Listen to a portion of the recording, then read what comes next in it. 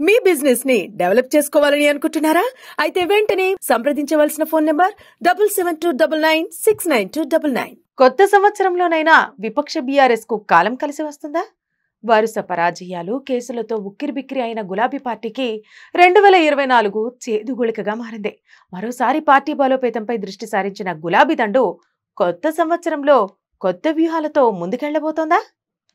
తెలంగాణలో 10 ఏళ్ల పాటు అధికారం చెలాయించిన బీఆర్ఎస్ కు 2024 అంతగా కలిసి రాలేదు. తొలుత బీఆర్ఎస్ అధికారానికి బ్రేక్ పడింది. అనూహ్య రీతిలో అసెంబ్లీ ఎన్నికల్లో కాంగ్రెస్ భారీ విజయం సాధించింది. ఆ పార్టీ నుంచి గెలిచిన 10 మంది ఎమ్మెల్యేలు కాంగ్రెస్ లోకి జంప్ అయిపోయారు. పార్లమెంట్ ఎన్నికల్లో 0 సీట్లకే బీఆర్ఎస్ పరిమితమైపోయింది. రాజకీయంగా ఆ పార్టీకి ఇది పెద్ద కుదుపు. అసెంబ్లీకే కాదు, జనంలోకి కూడా కేసీఆర్ రాకపోవటం బీఆర్ఎస్ కు మరింత ఇబ్బందికరంగా మారింది. లిక్కర్ కేసులో కవిత అరెస్టుతో బీఆర్ఎస్ కు బ్యాడ్ టైం మొదలైందని చెప్పాలి. కొన్ని నెలల పాటు జైల్లోనే గడిపారు కవిత. ఇక రేవంత్ రెడ్డి సర్కారు దూకుడు పెంచింది. గత ప్రభుత్వ హయాంలో జరిగిన అవకతవకలపై ఫోకస్ పెట్టింది. కేసీఆర్, హరీష్ రావుపై, కాళేశ్వరం ఘటనపై కేసులు నమోదయ్యాయి. విద్యుత్ కొనుగోళ్ల కుంభకోణం రచ్చరేపింది.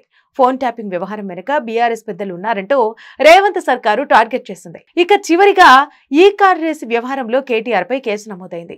ఇలా ఈ ఏడాది అనేక అంశాలు కారు పార్టీని ఉక్కిరిబిక్కిరి చేశాయి.